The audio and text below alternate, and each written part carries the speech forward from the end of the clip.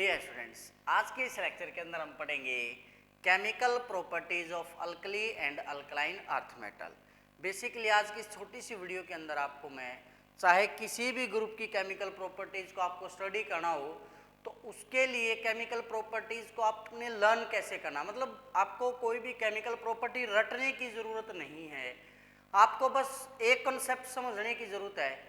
अगर आपको वो एक कॉन्सेप्ट अच्छे से समझ में आ गया तो आप किसी भी कंपाउंड की जो केमिकल प्रॉपर्टीज है उसको बहुत आसानी से याद कर पाओगे। तो इसके लिए मैं पहले आपको जो हमारे 1 से 20 तक एलिमेंट होते हैं उनकी वैलेंसी के बारे में जो है बताना चाहूँगा।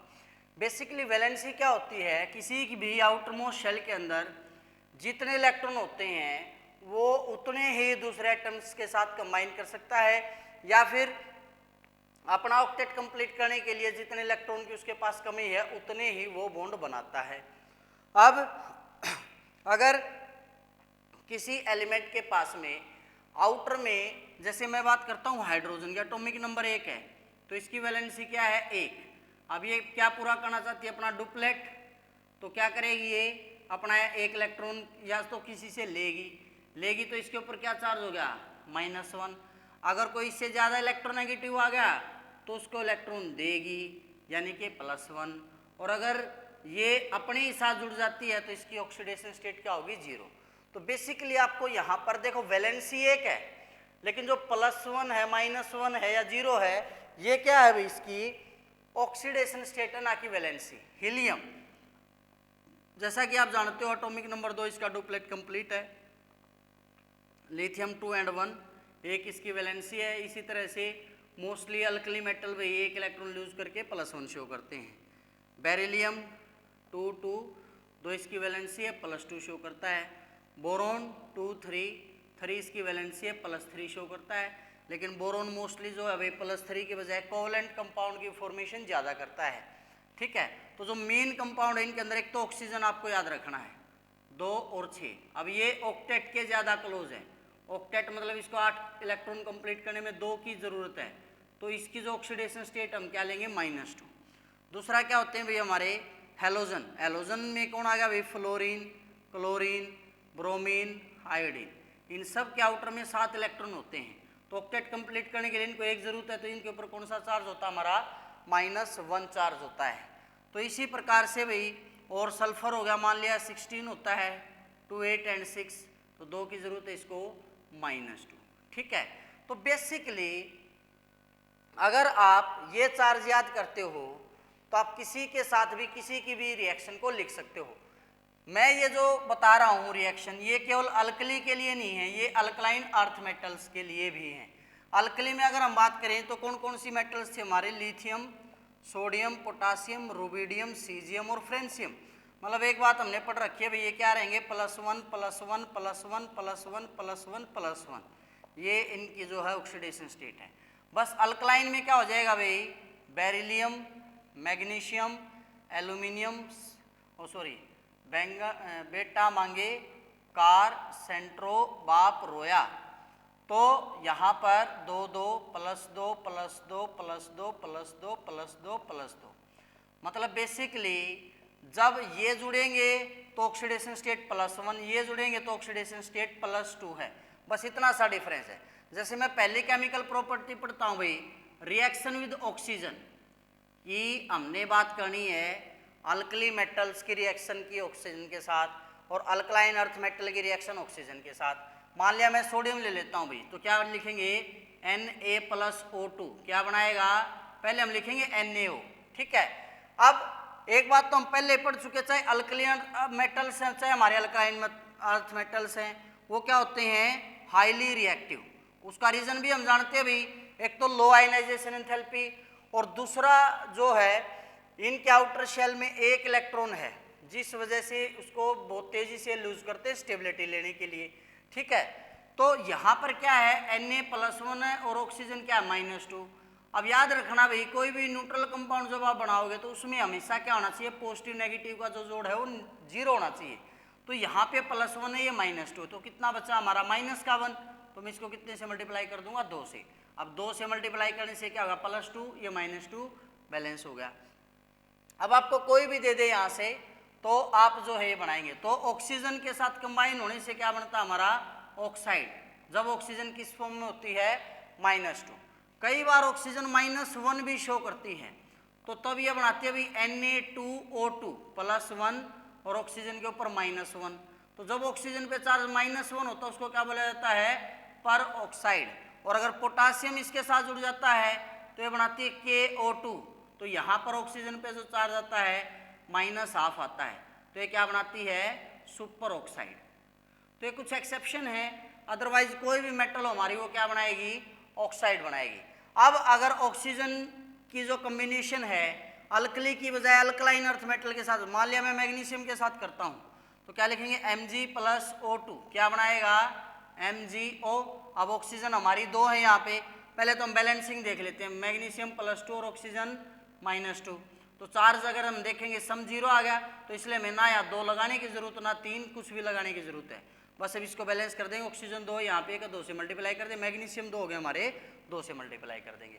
तो इस प्रकार से आप किसी के साथ भी इनकी कॉम्बिनेशन, जैसे कैल्शियम के साथ दे दें तो Ca+O2 क्या बनाएगा CaO। अब कैल्शियम +2 ऑक्सीजन -2 है, तो 0 हो गया, फिर बैलेंस कर देंगे, इसको 2 से मल्टीप्लाई कर देंगे। तो इस प्रकार से आप किसी भी अल्कली या अल्कलाइन अर्थ मेटल की ऑक्सीजन के साथ जो रिएक्शन हो कैसे होगी वो आप कर सकते हैं। उसके बाद सेकंड जो केमिकल प्रॉपर्टी है, मान लिया हम देखते हैं एक्शन ऑफ वाटर, मतलब वाटर के अंदर जब हम अल्कली मेटल्स को डालेंगे तो क्या प्रोडक्ट बनाएगा, अल्कलाइन को डालेंगे तो क्या प्रोडक्ट बनाएगा। इससे पहले आपको समझ लेना चाहिए वाटर की डिसोसिएशन किसके अंदर होती है H+ OH-। मान लिया भाई मैं Na के साथ वाटर डालता हूँ, अब ये किस में टूटेगा H+ OH-। अब Na के ऊपर क्या होता है +1, तो OH -1 है, प्लस में H+ अकेला एग्जिस्ट करता नहीं है, इमीडिएटली एक इलेक्ट्रॉन लेके क्या बनाएगा H, और फिर 2 H मिलके फाइनल प्रोडक्ट क्या बना देते हैं हमारा H2। तो यहाँ पर कौन सी गैस निकल जाती है हमारी H2 गैस निकल जाती है। फिर इसको हम बैलेंस कर लेंगे, 2 से इसको मल्टीप्लाई कर दूंगा मैं ऐसे, ये हमारी बैलेंस होगी। अब अगर इसकी जगह क्या आ जाए अल्कलाइन अर्थ मेटल, मान लिया क्या आ गया हमारा मैग्नीशियम, अब टूटना किसके अंदर वाटर को H+ OH नेगेटिव पॉजिटिव के पास आया तो क्या बनाएगा MgOH। अब मैग्नीशियम पे चार्ज कितना है +2, OH पे चार्ज कितना है -1, तो इसका क्या कर देंगे हमें ट्वाइस क्यों किया, क्योंकि OH के ऊपर -1 है, तो -1 को 2 से मल्टीप्लाई करेंगे तो -2 और ये +2, अब ये न्यूट्रल हो गया है। इसी प्रकार से किसी के साथ भी मान लिया इसकी जगह आप कैल्शियम ले लो Ca+H2 क्या बनाएगा CaOH ट्वाइस, मतलब कैल्शियम हाइड्रोक्साइड। तो इस प्रकार से आप किसी के साथ भी इनकी रिएक्शन को शो कर सकते हो। उसके बाद थर्ड ले लेता हूं मैं, मान लिया एक्शन विद हाइड्रोजन, क्या ले लेते हैं भाई एक्शन विद हाइड्रोजन। अब जैसा कि आपको पता है हाइड्रोजन की जब हम बात करें, मान लिया लिथियम है, लिथियम के अंदर मैं हाइड्रोजन डालूंगा तो क्या बनाएगा LiH लिखेंगे, Li+1 हाइड्रोजन -1 0 है, 2 हाइड्रोजन 2 से इसको मल्टीप्लाई कर, इसका नाम हो गया लिथियम हाइड्राइड। जब वाटर जुड़ा था तो हाइड्रोक्साइड बने थे OH से, हाइड्रोजन जुड़ गया तो उसको क्या बोलते हैं हाइड्राइड। बेसिकली किसी के साथ भी अगर हाइड्रोजन जुड़ जाता है उसको क्या बोलते हैं हमें हाइड्राइड। इसकी जगह पे अगर मैग्नीशियम होता Mg+H2 तो क्या बनाएगा MgH। अब मैग्नीशियम कितना +2, हाइड्रोजन कितना -1, तो इसका क्या करना पड़ेगा हमें 2 से मल्टीप्लाई कर दे, -1 × 2 माइनस का 2 और ये प्लस का 2, तो ये फिर से क्या होगा हमारा न्यूट्रल होगा, यानी कि जो चार्ज है इसके ऊपर क्या आ गया 0 आ गया। तो चाहे अल्कली की केमिकल प्रॉपर्टीज की बात करें चाहे अल्कलाइन की केमिकल प्रॉपर्टीज की बात करें, वो आप आसानी से कर सकते हो। फोर्थ आती है हमारी chemical property action with halogen. क्या आती है भाई हमारी एक्शन विद हैलोजन।